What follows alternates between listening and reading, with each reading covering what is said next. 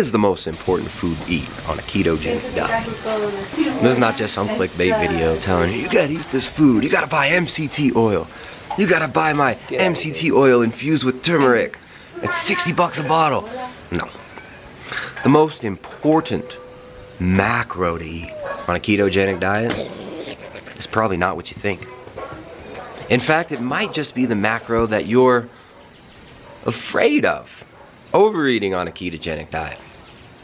Everybody knows that on a ketogenic diet, carbohydrates are kept low, right? You keep those carbs low, your body starts breaking down fat, whether it's from your body or from the plate, and we turn that fat into ketones in the liver, or oxidize it directly in muscle tissues eventually as we become better adapted, burn that fat through the mitochondria, and generate energy outside of a need for glucose. Ketogenic diet makes it really easy to burn body fat efficiently. And there are many metabolic benefits to keto, which we talked about for years here. But what's the most important thing to eat on keto? A lot of people will tell you, you gotta make fat bombs. You need to mix peanut butter and MCT oil and some artificial sweeteners, and that's what you need. Well, the truth is, the most important thing to eat on a ketogenic diet is not fat, but protein. So most people doing keto are doing it for fat loss, right? Let's be real here. 90% of people getting into keto right now are doing it for fat loss. The obesity rates, diabetes rates in the United States and in the Western developed world are out of control.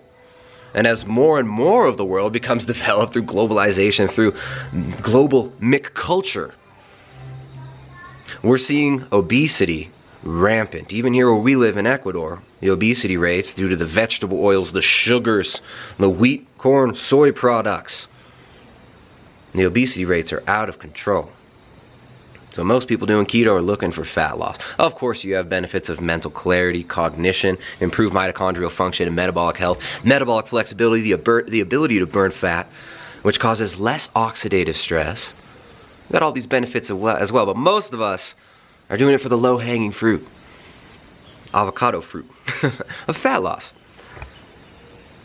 The most important food to eat for fat loss is not fat, but protein. A lot of people have been stoking some fear-mongering about protein within the low-carb promotional circles, and I understand why, right? Most of the content out there is based on clickbait, Google AdWords, see what's popular, see what other people are saying, repeat it. The keto repeato content.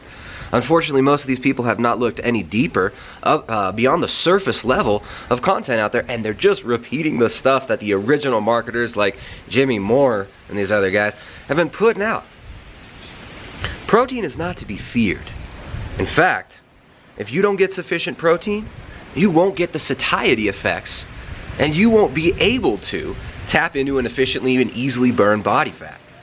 I can't tell you how many clients we've had come to us for coaching after being duped into under-eating protein and overeating fat. I'm talking, 5-foot tall women being told that they need 200 grams of fat, which is more than I even need to maintain my weight, right? They're told that they need to eat 200 grams of fat and they need to keep their protein low, low, low. They're getting insufficient protein, which is the most important satiety macro, and they're overeating on the fat. You get women who gain weight rapidly on keto.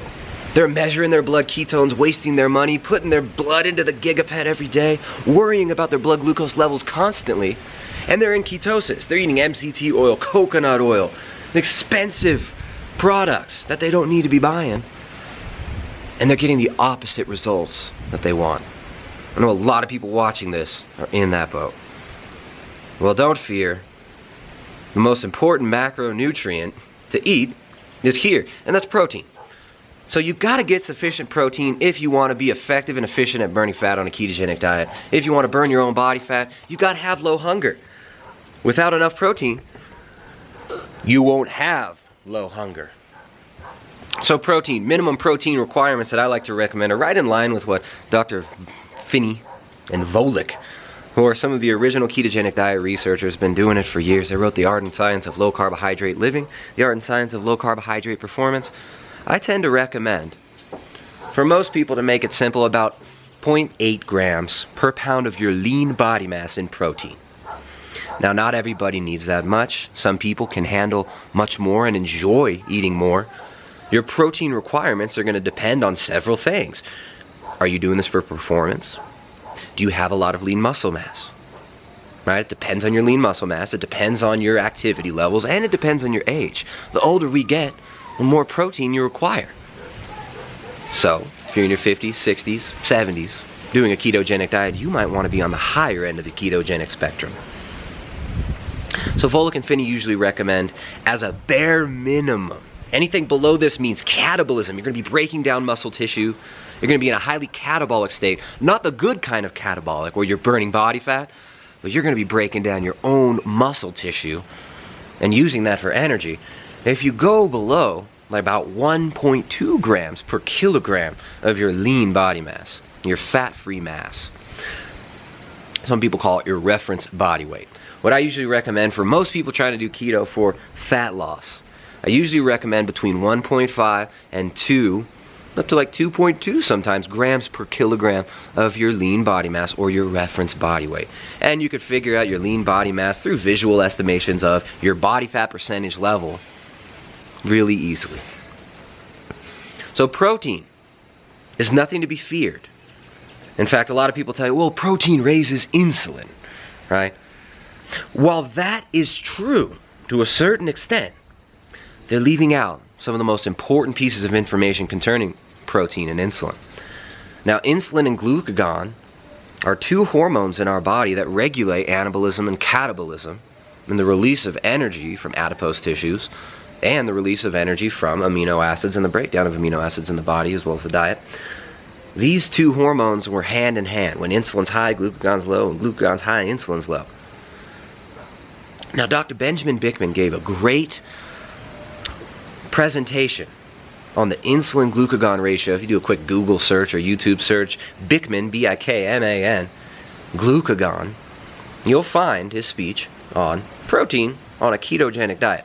Now, when you're on a high carbohydrate diet and you eat protein, there's a very different insulin to glucagon response, very different ratio response of insulin to glucagon than if you're on a low carbohydrate diet. You've got to keep this in mind. When your carbohydrates are low, the insulin response is much less to protein. You need glucagon to help your body to make ketones. You want higher glucagon and lower insulin. In a ketogenic state, your body will be metabolically favoring this higher glucagon to insulin ratio. Now, we don't need to be measuring our insulin-glucagon ratio all the time. All we really have to do to be successful on a ketogenic diet for fat loss is, first of all, get sufficient protein. Understand that you need to keep your carbohydrates low, and that fat that you burn can come from your body or from the plate. Now, of course, in the beginning, you don't want to restrict fats a whole bunch. You want to eat at about maintenance. Most people probably do what I find over the years of coaching clients and doing like the Keto Collective, where we do 30 to 50 people in a group community-based coaching setting, where people are able to interact with each other, where we do several live voice chats every week on Discord and set you up to be able to do this long term. We keep it as simple as possible, but we also go deep for those who want to go deep. There's a lot of coaches who are doing the Keto Collective who want to utilize this tool to leverage it for fat loss for their clients, because keto is one of the most powerful tools for fat loss.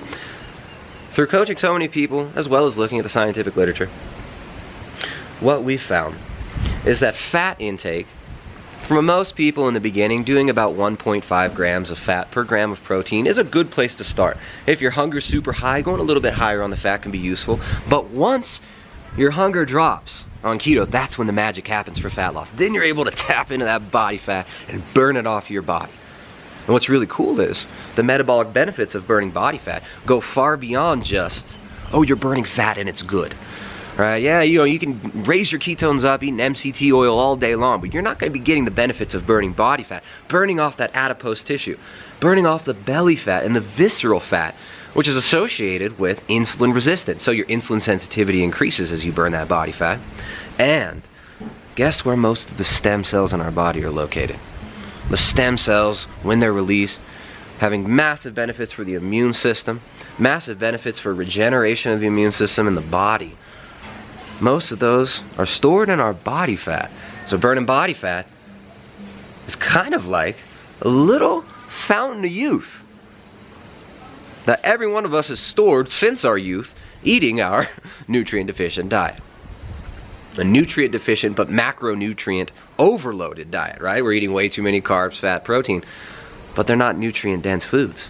We're craving certain fat soluble vitamins like vitamin A, D, E, K, vitamin K2. And that's why our book, Jessica's book, my wife, her book, The Ketogenic Edge Cookbook, the training manual for low carbohydrate, ketogenic, and paleo cuisine.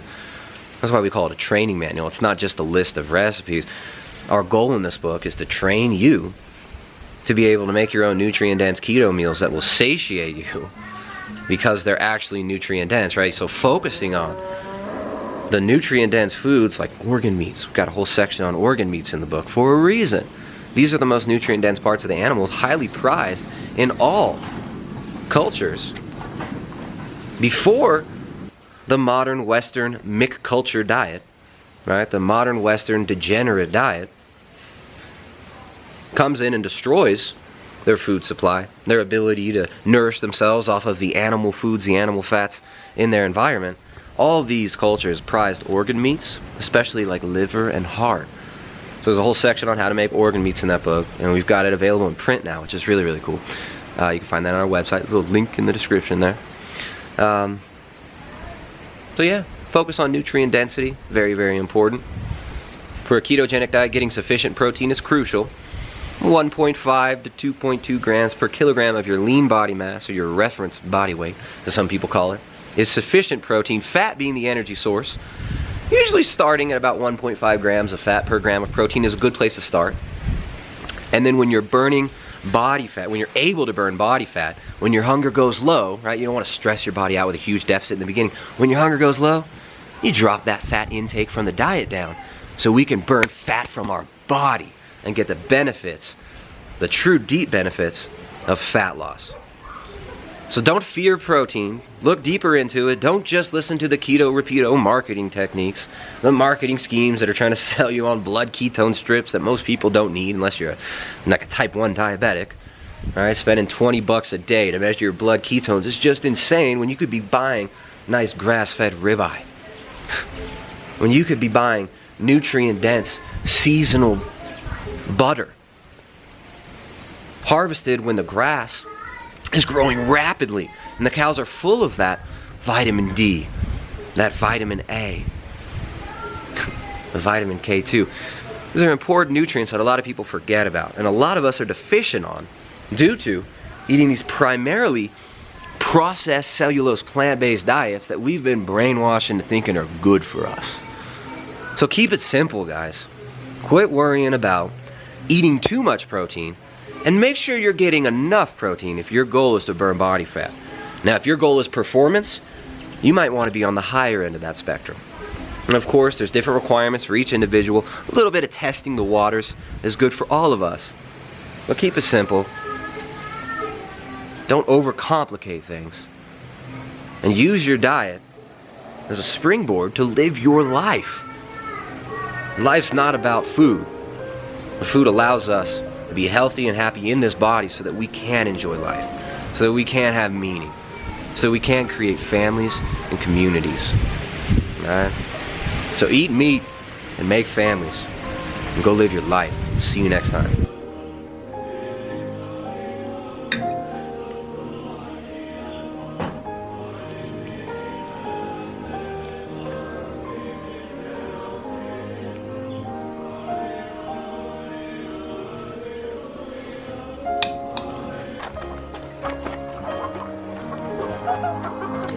I tried to catch one.